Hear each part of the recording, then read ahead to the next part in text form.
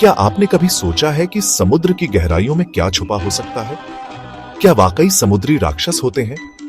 आज हम जानेंगे वो सच जो सदियों से हमारे सामने होते हुए भी छुपा रहा है।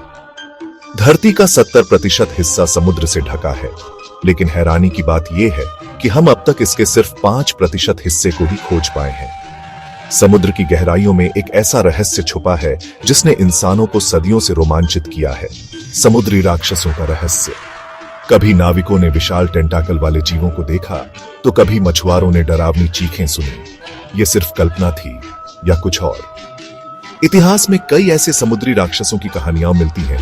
क्रैकेन नॉर्वेजियन किंवदंती का विशाल ऑक्टोपस जो जहाजों को समुद्र में खींच लेता था।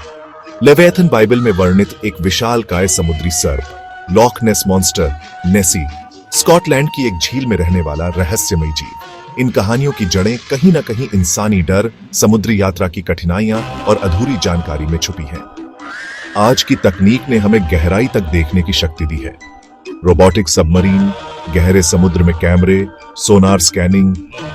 विज्ञान कहता है कि कई बार जो हम समुद्री राक्षस मानते हैं, वो असल में प्रकृति की विचित्र रचनाएं होती हैं। समुद्र की लहरें और प्रकाश का खेल, विशाल जीवों की परछाई, जलवायु परिवर्तन और मछलियों का व्यवहार, इन सभी वजहों से हमें भ्रम हो सकता है। पर फिर भी कई ऐसे रहस्य हैं जिन्हें विज्ञान भी अब तक पूरी तरह नहीं समझ पाया।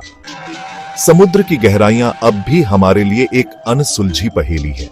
शायद भविष्य में हम कुछ ऐसा खोजें जो आज सिर्फ कल्पना लगता है, पर जब तक ऐसा नहीं होता, तब तक समुद्री राक्षसों की ये रहस्यमयी दुनिया हमें सोचने पर मजबूर करती रहेगी। तो क्या वाकई समुद्र में राक्षस है, या ये सिर्फ हमारे डर की परछाइयां हैं?